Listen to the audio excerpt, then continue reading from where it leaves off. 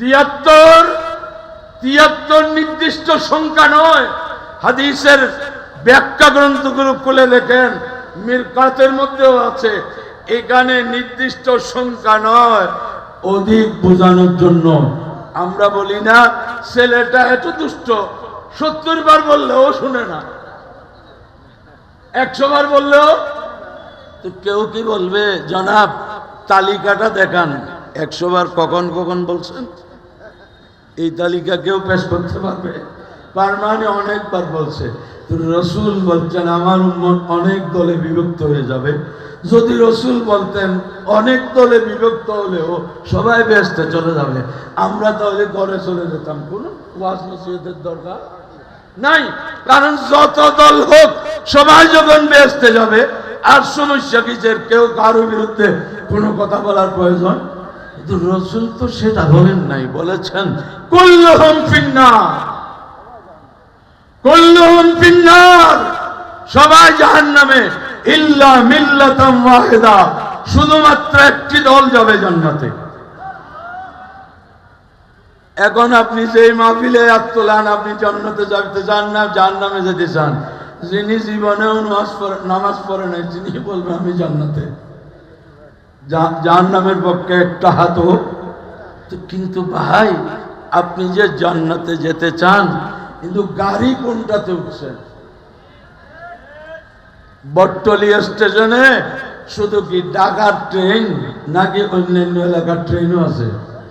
সিলেটের ট্রেন নাই, চাঁদপুরের, ঢাকার, 2000 নাজিরাটে। আপনি যেতে চাইবেন জান্নাতে, উঠবেন জাহান্নামের গাড়িতে, তা আপনি বসবেন কেমনে? আপনি টিকিট করলেন ঢাকা যাবেন, তুলনা নিশিতার টিকিট অনেক দাম, উঠে গেলেন নাজিরহাটের ট্রেনে। 1988 ঘটনা। আমি সর্বশেষ ওই 1988 এক প্রয়োজনে স্ট্রাইক ছিল, ট্রেনে চড়েছি বটতলী স্টেশন থেকে নাজিরহাট গিয়ে। যখন ট্রেন থামছে, একজন ওই যে থাক আছে এখানে ঘুমাচ্ছে, আর বলতেছে ওই ভাই লাকসাম আইসেনি, লাকসাম। তো নিচের ওরা বলতেছেন আপনি আরো ঘুমান, তারপর আসবে লাকসাম। আপনি আরো নাজিরহাটের ট্রেনে উঠে লাকসাম যেতে চান? আমার টিকিট তো ঢাকার। বলে আপনার টিকিট ঢাকার, গাড়ি কিন্তু ঢাকার না। নামাজ বেহেশতের টিকিট, রোজা বেহেশতের টিকিট, হজ বেহেশতের টিকিট, যাকাত বেহেশতের টিকিট, নেক আমল বেহেশতের টিকিট, উঠে গেলেন জাহান্নামের গাড়িতে। আপনি পৌঁছবেন কেমনে? সেই জন্য সঠিক জায়গায় পৌঁছতে হলে টিকিটও চিনতে হবে, গাড়িও চিনতে হবে। আমার নবী বলছেন ঈমান আমল এগুলা টিকিট, আর গাড়ি হচ্ছে আহলে সুন্নাত ওয়াল জামাত। আল্লাহু আকবার, ইয়া রাসূলুল্লাহ, ইয়া রাসূলুল্লাহ। এই জন্য সবাইকে বলতেছি যে নাকি ইসলামের দাওয়াত নিয়ে আসুক, বলবেন যে ভাই ঠিক আছে ধন্যবাদ, ইসলামের দাওয়াত নিয়ে এসেছ। কিন্তু রসুল বলেছেন ইসলাম অনেক দল হয়ে সবাই জাহান্নামে যাবে, একটি দল জান্নাতে যাবে। আপনারা কোনটা? তখন বলবে বাবারে বাবা, এই রোগীকে চিকিৎসা করা সম্ভব হবে না, আপনাকেও আর কেউ গোলমাল করতে। এবং আমি একবার হারাম শরীফে তেলাওয়াত করতেছি, তো এখানেও ওই দাওয়াত, আমাকে এসে বলতেছে দ্বীনের কথাবার্তা বলে না, বসুন দ্বীনের কথাবার্তা হবে। আমি বললাম কোন দিন? কোন দিন? বলে ইসলাম।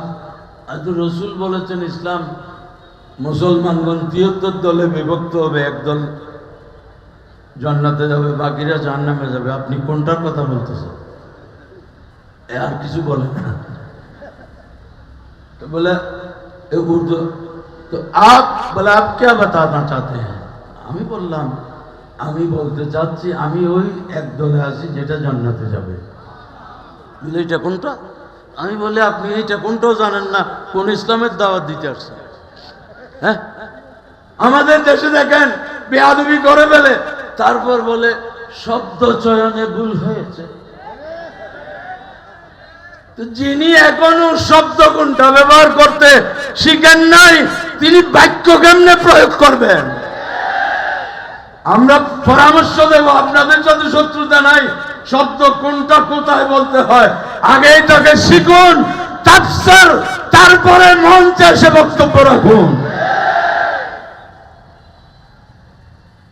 আপনারা বক্তব্য রাখবেন, রসুল 40 বছর বয়সে নবী হবেন যে রসুলও জানেন না, যখন সুন্নিদের ধাক্কাধাক্কি থাপড়ানি শুরু হয় বলে একটু ভুল হয়ে গেছে। আপনাদের তো এইভাবে ভুল হতে থাকবে, আপনারা শুদ্ধ হবেন কখন? আজকে আহলে সুন্নতের এই মঞ্চ থেকে আহ্বান জানাচ্ছি, দেখিয়ে দিন সুন্নিরা লিখেছে বলেছে কোথাও আল্লাহর শানে, নবীর শানে, সাহাবা, তাবেঈন, আহলে বাইত, তাবা তাবেঈন, আইম্মায়ে মুজতাহিদিন, আউলিয়ায়ে কামিলিনের শানে বেয়াদবি হয়েছে এমন একটি উক্তি পেশ করতে পারবেন না। আল্লাহু আকবার।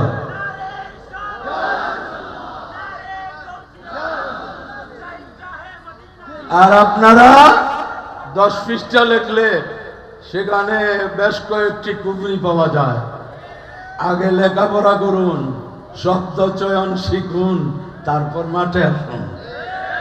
শব্দ কোনটা কোথায় ব্যবহার করবেন? আমাদের দেশে আসমানের তারাকেও তারা বলে, ঠিক না? দানের বোঝাকেও কি বলে? বলে না?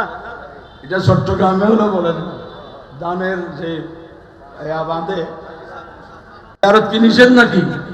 এই ধরলাম যে ওনাকে রসুল বলতেছেন কুনতু নাহাইতুকুম আন জিয়ারাতিল কুবুর আলা ফাজুরুহা। রসুল জিয়ারত করতে বলেছেন, জিয়ারত করতে হলে কবরের পাশে যেতে হবে। আর আপনি বলতেছেন আহলে সুন্নত क्या वो है जो कब्र पर जाते हैं? क्या कब्र पर जाना मना है?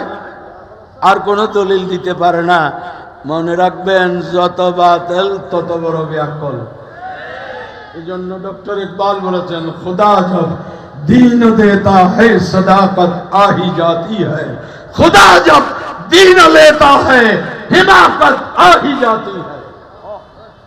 আল্লাহ যাকে দিন দেন তাকে বিবেক বুদ্ধি দেন, আর যাকে দিন দেয় নাই এমনি পাইছে মনে করতেছে, এদের পুরা বোকা হয়ে যায়, বেকুব হয়ে যায়। আল্লাহ আমাদেরকে এগুলা থেকে হেফাজত করুন।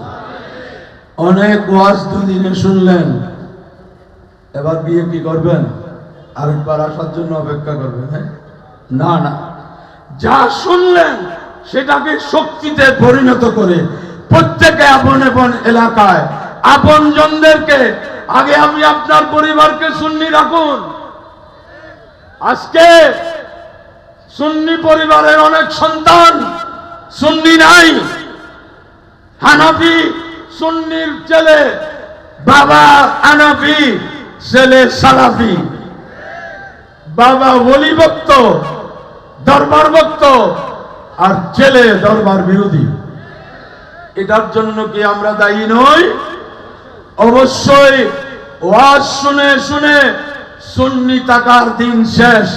এবার যারা সুন্নি আকীদায় বিশ্বাসী তাদেরকে আহ্বান রাখবো, আকীদার উপর, মাযহাবের উপর আহলে সুন্নতের যথেষ্ট লিখনি মার্কেটে আছে, পড়ুন, আকীদাকে জানুন, নিজের ঈমান আকীদাকে রক্ষা করুন, আপনার আপনজনদের ঈমান আকীদাকে হেফাজত করুন। আল্লাহ তৌফিক দান করুন।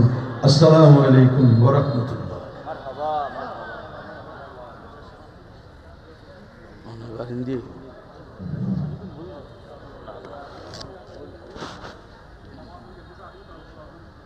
Nah, jemaat,